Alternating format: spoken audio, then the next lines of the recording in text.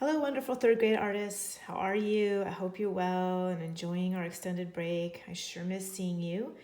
Each week, I'm going to be sending you an art project to work on.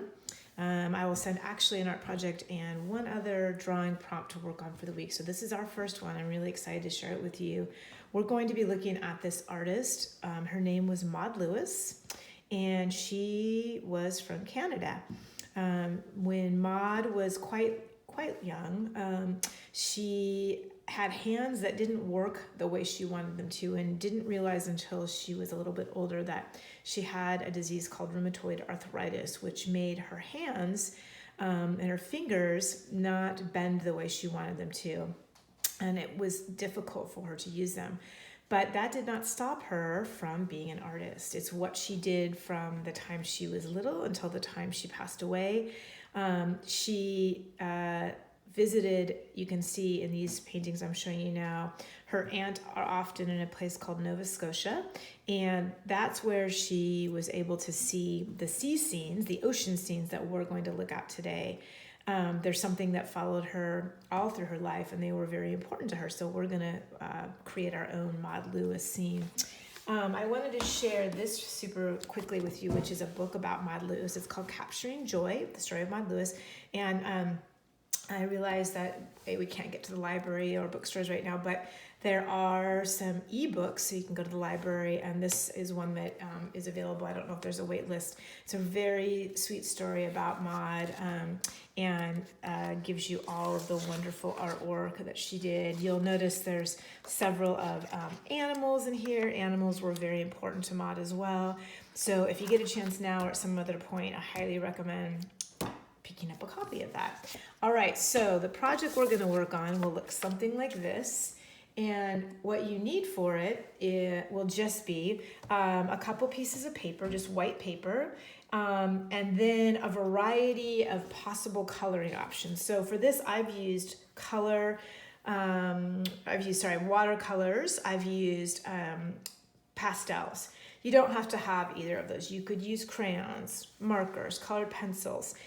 You do need some scissors and some sort of glue stick or white glue. I want to tell you that if you are wanting to use watercolors and that's something you don't have at home, that I was able to get into our classroom and I pulled several of our watercolor palettes. So if you needed to borrow one, I'd be happy to drop it off on your porch in a bag for you to use for the art projects. So just email me, let me know if that's something you're interested in. But again, you can use any sort of thing to color with. So the first thing that we are going to do is to create this bottom background.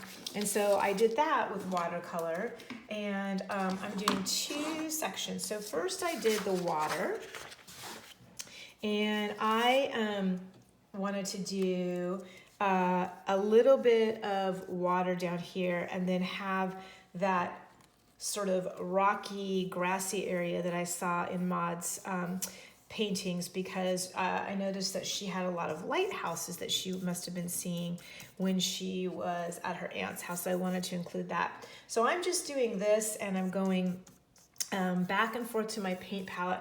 Remember, in watercolor, we don't necessarily need a ton of water, we need paint. So my paintbrush is like a ballerina on her toes and straight up and down, and then I'm getting more paint. I don't necessarily need more water every time. Sometimes I do, but I'm getting some more. So I'm gonna fill that in. My next step after I did my ocean, which is what she was looking at, will be to do this green bank over here. So I'm gonna kind of fast bring that down here. After I did my beautiful ocean, I then went and I added some green watercolor right for my hill, and I just filled that in. You'll notice that it has some different shades of green. I'll talk about how I did that in a second. I didn't do that with paint, so I'll show you that in 1 second. Then, after I finished the ocean and the rocky hill, I pulled out my crayons or my oil pastels, and I went to do my sky. I'm going to sort of do this in sections. So my sky, you can see I tried to use some different shades of blue because I wanted it to be different from my ocean. So for that, all I did was I used an oil pastel, and again, you could do that with crayon, and I just went and I filled it in a few shades of blue. And then I did what we do in class, which is that we're going to use our blending finger and we're going to blend those colors together because I don't want to be able to see my lines. So I'm using my finger and I'm just going back and forth. Remember, if that feeling bothers your hands, you can do this with a paper towel or a napkin or a tissue or something to get that blended effect. So you can see in my sky, I have where I've gone over it with my fingers several times to create that effect. I then used my white pastel. You could also use white paint if you had that at home to make the clouds. You could also cut those out of paper and glue them on, whatever you want to do. Once my paint dried, I went back with my crayons or pastels, and this is how I created the effect on my green bank here, is that I took another shade of green and I went right over my paint, and then I tried to blend that in so that I had some texture, different effect in there. And I did the same in the water. You could go over the water with some different shades of blue to create motion and waves. The second part of this is that we're going to create different pictures for the rocks, the tugboat, the birds, and the lighthouse. You can see here, I'll kind of pull it back a little bit. This rock is actually glued on here. And so what I did is on my second piece of paper that we talked about needing, I simply drew the rocks on here, and then I painted them or used my watercolor, my oil pastels, cut them out, and then I glued them onto here, okay? For my lighthouse and things, I have this sheet, and hopefully you'll be able to look at it and get some ideas. Yours, of course, can look however you want. But what you need will be a lighthouse and some sort of house. And if you remember from Maud Lewis's paintings, and hopefully you can flip back in the presentation, all of her houses that she created had this similar look, and that's because that's what she was seeing when she was in Nova Scotia visiting her aunt. The houses have these red roofs and sort of simple lines around it. So the idea is that you draw the pieces, the houses and the lighthouse and the tugboat or whatever kind of boat you want on a separate piece of paper. Then you use something to color it in. You could use your watercolor, you could use your pastels or your crayons. You're going to color those in and then cut them out and glue them on. So I'm kind of trying to bend this back so you can see these are all separate pieces. The other idea I had as I was putting this together, and something you could think about, this is an ocean. So maybe when you're cutting things out, you want to draw a whale with a spout coming out. Maud Lewis could have seen that, and you could put that in there.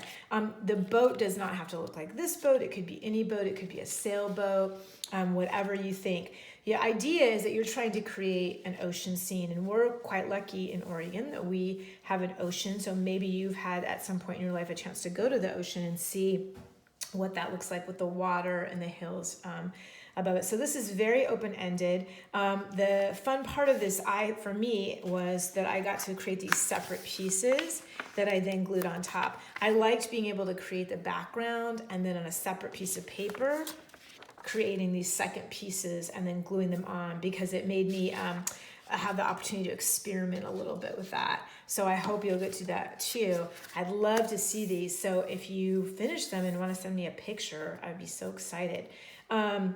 Again, remember, I'm going to send you another drawing idea, so be sure to check your Synergy account for that.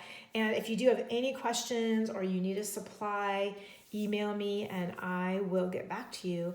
All right, enjoy, be well. I can't wait to see you soon. Bye-bye.